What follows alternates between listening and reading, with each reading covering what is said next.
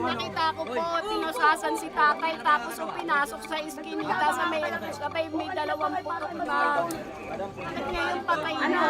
Marami kang tao, punta sila dito. Marami kang tao.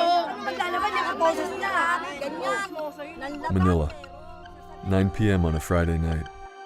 Witnesses say that Rufino Jamacchio, a methamphetamine user, was dragged into an alley by police and executed. Sa totoo lang, napakabait ng tao ng anak ng asawa ko. Binaring nila, pinasok nila doon sa iskinita at pinagbabaril nila. Iniwan nila, alam nila hindi ako sumisilip. Pero nagbebenta po ito na. Hindi yun. Hindi yan! Nagtitigil ka rin!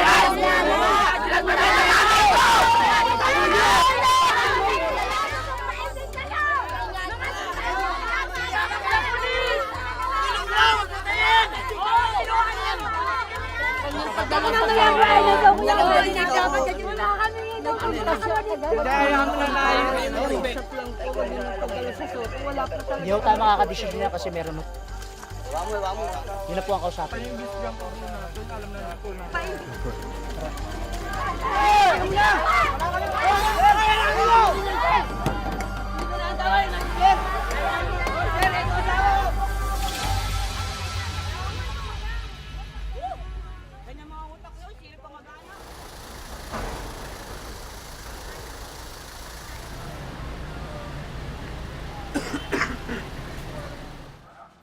Ever since strongman President Rodrigo Duterte launched his all-out war on drugs 5 months ago, photojournalists have been consumed by the nightly killings that terrorize the Philippine capital. Summary execution. 4 bodies they killed inside their drug den. All night, tears and blood. DJ Diosina is a 24-year-old staff photographer for the Manila Times newspaper. For us, it's our responsibility to show what's happening at the night. This family is begging for the body of their relatives. While I'm shooting, I'm just almost cried enough. Saying, shit, what is this happening? We have no idea. And just as a responsible of the journalist, take a shot. Just take a shot. It's past midnight when word arrives. There's been a shooting on the outskirts of the city.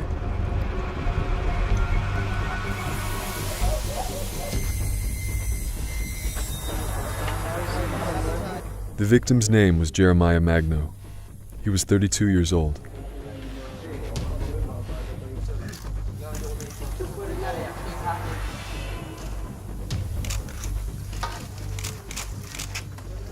Hindi na namin kailangan kung ano mga investigasyon ninyo. Kasi wala na yan eh. Sa barangay ka, di ba? Yes, ay, oo. At hindi mo alam. Oh. Ay, Diyos ko. O, di sasama ako para magsalita ako doon.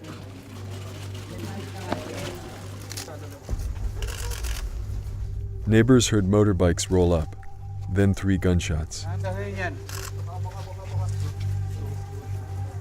Did anybody see anything that happened here tonight? Nobody saw anything? No. Sometimes, if some residents will talk, it will talk. But if they're scared, it will not talk. Over the past 3 months, how many murder scenes like this have you been to? Maybe less than 50. About 50? Yeah. DJ and the rest of the photographers head back to the press center to file their pictures. The victim's older brother, JP, invites us inside the family home, where his 3-year-old niece is sleeping. She didn't even know that her father's there. I don't know how to tell her when she woke up. Had your brother been struggling a lot lately? Yes, he's been struggling. He's been into drugs, and I convinced him to surrender. I don't know how really did this. Was he involved in dealing drugs at all? No, Just using? No, just using. He's just buying for himself. Yeah. So he was trying to make things right, Yes, turn himself in, get help, yes, and this is what happened. yes. Under President Duterte's rule, drug pushers and drug users are both being targeted with impunity. Hitler massacred 3 million Jews. Now, there is 3 million, there's a 3 million drug addicts. There are. I'd be happy to slaughter them. Since taking office in June on a pledge to wipe out criminals, more than 4,000 people have been killed under his shoot-to-kill policy. Most of the killings are carried out by vigilantes, who ride motorbikes and strike in pairs after dark. Pag hinto ng asawa ko sa harapan, then binaril ko na po. Ganun po talaga yung kadalasang senaryo eh. Pumapatay ng may kaukulang bayad. Yung mga mga pinapatay namin is mga drug lord, mga drug users. At saka depende po sa utos ng boss namin kung sino yung mga papatayin namin. Yan po. Malaya is a contract killer who takes her orders from a senior police officer. Yung mga pinapapatay po nila is yung mga nakakasagasa sa negosyo nila. At yung iba, yung mga sumuko, na maaari silang ikanta. Maaari silang ituro. So kasi ang mangyayari po kasi, pag naturo yung boss namin, maungkat na po kung sino yung mga nasa taas ng boss namin. Ngayon po kasi, sa loob ng isang buwan, minsan halos araw-araw lumalakad. Minsan sa isang linggo, 4 na beses, 5 beses. So hindi ko na po mabilang talaga yung exact, pero mas marami po talaga ngayon. If she kills a drug user, Malaya is paid about $150. If it's a big-time pusher, she can earn up to $400. Do you feel any remorse about these killings? Kasi isa pa ho, yung mga pinapatay namin is hindi naman mga mababait na tao, hindi yung mga simpleng tao, kundi mga salbahe po sila kasi. Sila yung salot sa lipunan eh. Mga drug pusher, mga drug user. Mas marami po silang sinisirang buhay eh, kumpara sa amin. Kumbaga kami, nililinis lang namin yung mga kalat. Sila po yung mga kalat, sila yung mga dumi ng lipunan na dapat talagang mawala sa mundo. Joseph earns about $600 a week selling crystal methamphetamine, known locally as shabu. Despite the risks, he can't bring himself to stop for one reason. Easy money. Madaling ibenta. Marami naghahanap. Yung mga pangkaraniwan tao, mga tambay, mga driver, mga guard, yung mga nagtatrabaho sa bar na panggabi, tawag ito, pupulbusin pa to, tapos ilalagay pa ng maliliit na portion for 100, 150, 250. My boss, yung nagbibigay sa akin, pulis siya. Pero ang sabi lang sa akin, yung the boss namin, Colonel. Kaya yung kami, iniisa-isa na alisin sa lipunan para hindi na sila malantad na sila yung mga nasa likod ng drugs. Yung kasama ko, 3 kami na kumukuha dun sa boss. Yung 2 dun, matay na. Right now, you're worried that you could be killed any day. Maaaring anytime, any day.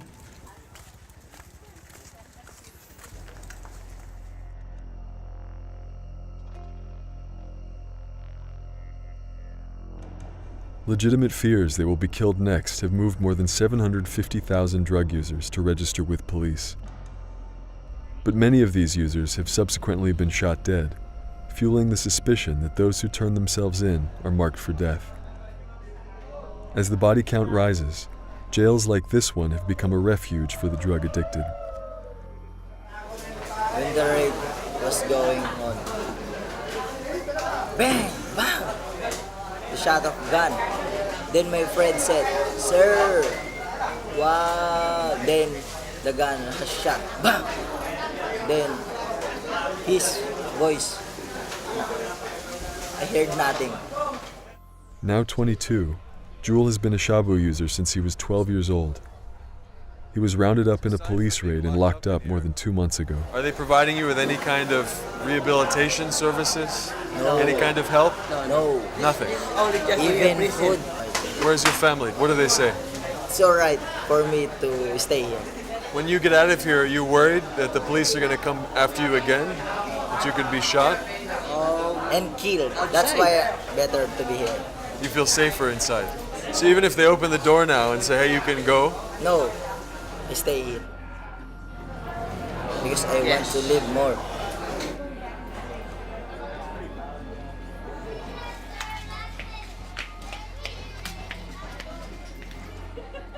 3 days after Jeremiah Magno was murdered, his family raised enough money in the community to bring his body home. I have to be strong. He really hates me if I cry. So, for his sake, and for his daughter. Has she seen him here? Yes. She knows now. Yeah. We used to not telling him, Papa, you have to wake up. Wake up, wake up. There's so many questions in my mind that needs an explanation about what happened to him. Even though he's had a bad history, we still felt his love. He was jolly, funny. You speak with him, he tried to make you change the way your perceptions. Many people just said, oh, this is already a bad route. This should be cut. Those persons don't know it. How he is with his family, how he thinks, how he loves his daughter. Does it make you angry that this can happen, a life can be taken, and there's no investigation? This situation right now in the Philippines, we could try to fight these things. If there is conclusive evidence, witness who's willing to witness.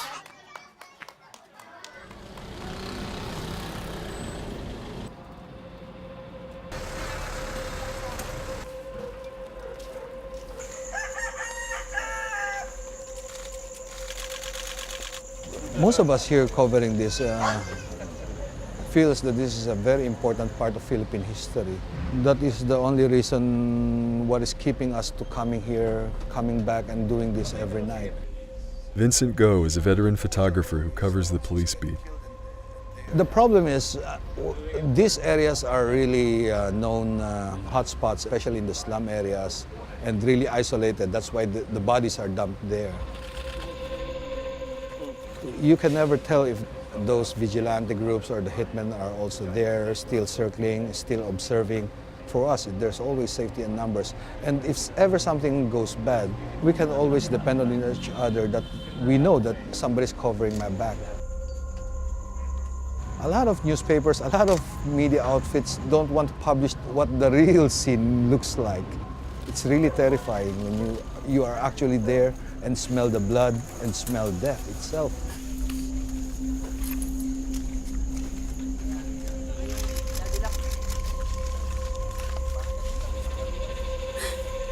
When you go home, at times you don't want to even edit the images you shoot. When you see the faces, see the look in the eyes of the dead, and it really leaves a mark with you. I don't even want to shoot dead people anymore. I try to look for the families, but it's one of the hardest things to do, especially if you see a grieving mother, a grieving wife with a child.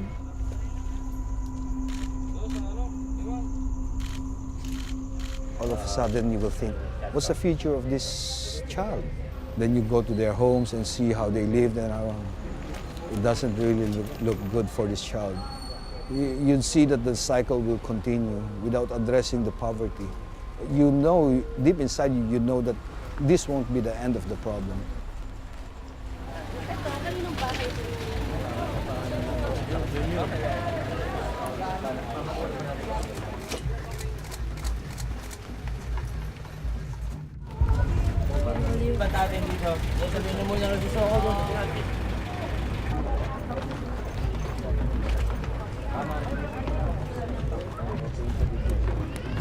So police did a big operation through this area about an hour ago. Some of the locals told me that they actually told them to clear out first, and they went in, guns a-blazing. 2 guys were shot just down the block here. 1 guy was shot here. They said there's another 100 guys who are being detained in a warehouse around the corner. Every week. Yeah, last night there was, today again. Yeah, the people seemed unfazed, like this is something they're used to. Not really. Because they really don't know their rights and they don't know what they're facing.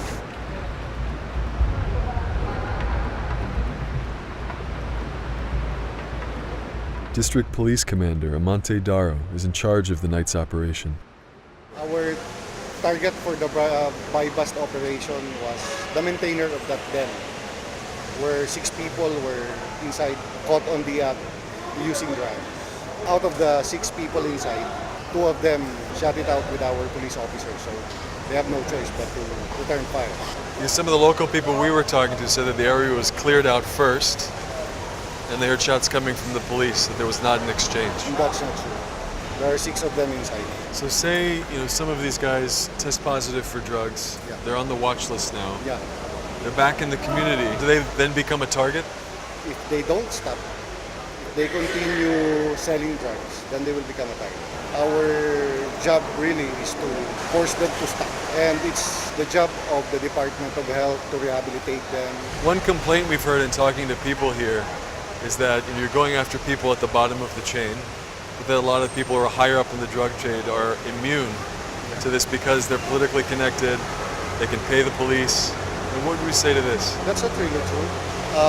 As I've said, other police units, other law enforcement agencies are running after this big fish, so to speak.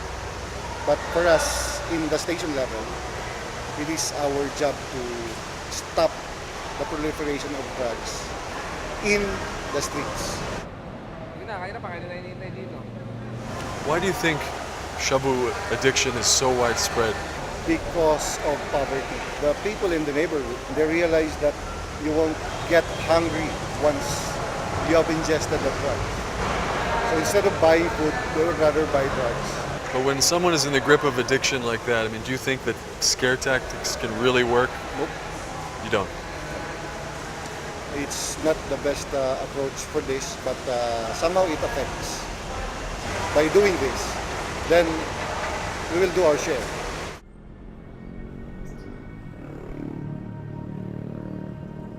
One week after he was shot dead by unknown assailants, Jeremiah Magno was laid to rest in a public cemetery, another casualty of a drug war with no end in sight.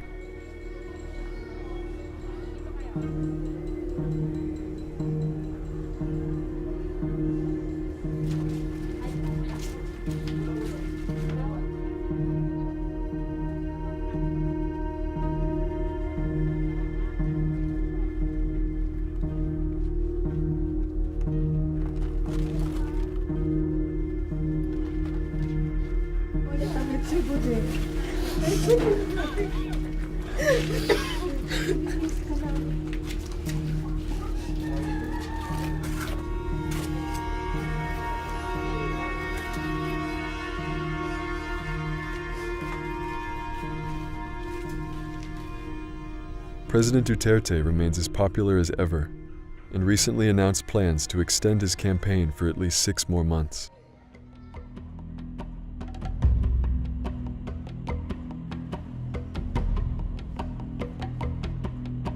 DJ, Vincent, and the rest of the photographers working the police beat won't be getting a good night's sleep anytime soon.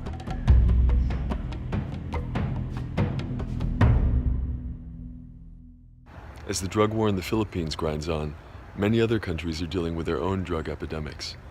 Over the past year, AJ Plus has been following the impact of drugs around the world, from prescription drug abuse in India to heroin addiction in the US. Please check out the film above and the rest of our series to find out more.